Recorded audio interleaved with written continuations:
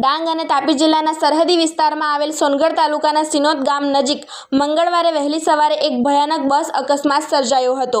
મહારાષ્ટ્રથી અમદાવાદ જતી શ્રીનાથજીની sleeper coach બસ ચાલકે steering પરનો કાબુ ગુમાવી દેતા બસ પલટી મારી ગઈ હતી અને અકસ્માત સર્જાયો હતો। આ અકસ્માતમાં એક મહિલાનું મોત નીપજ્યું હતું, જો કે મૃતક મહિલાની હજુ સુધી ઓળખ થઈ શકી નથી। આ ઉપરાંત બસમાં સવાર લગભગ 30 મુસાફરો પૈકી 15 થી 20 લોકો ઘાયલ થયા હતા।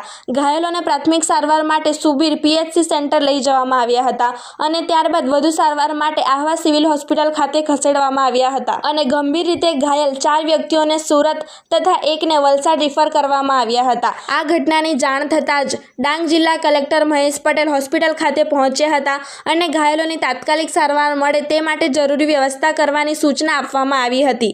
તેમજ ડાંગ જિલ્લા કલેક્ટરે ઘાયલોની ખબર પણ પૂછી હતી, ત્યારે સોનગઢ પોલીસે આ મામલે ગુનો નોંધી વધુ તપાસ હાથ ધરી છે।